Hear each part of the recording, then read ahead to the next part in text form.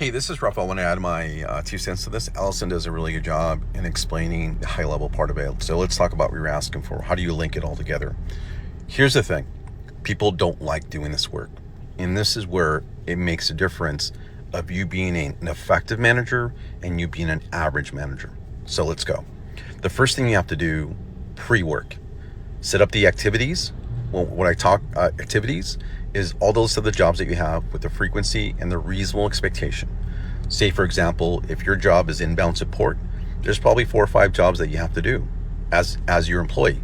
List those out. What's the frequency per week? 10, 5, 100. Then what is your reasonable expectation of those completions? Here's the thing.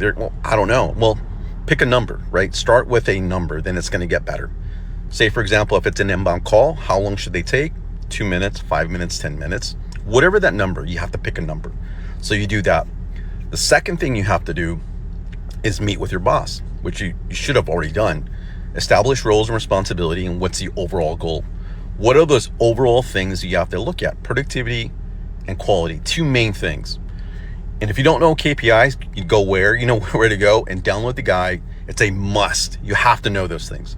Overall, what is the objective? What are those KPIs linked to you as a supervisor? What are the things you have to take care of? Now, once you do those, then you start breaking these down with each individual role, not the employee. What is the role that I'm responsible as a leader? Don't do it per employee because employees will change in and out. You have to do it by the role. You may have 4 or 5 roles within your team. Then you do it that way. That way, it's all about role. It's not about you personally as an employee. You have to do that. So once you do that with your boss and before, then you can sit down and talk about roles and responsibility and KPIs with your employee that is filling the role of that. That's where managers make the mistake, is that they make it to the employee and shouldn't be like that. It should be to the role. Now, the reason why you don't want to start out this way, because if you don't do the pre-work and then work with your boss, what'll happen is that if you do this way, your goals or the KPIs will change.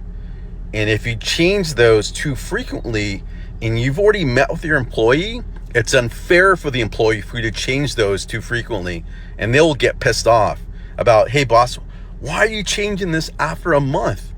Below or above, whatever that is. Because once you do the pre-work, all the pre-work, this shouldn't change until a year or 6 months later. Hope that helps.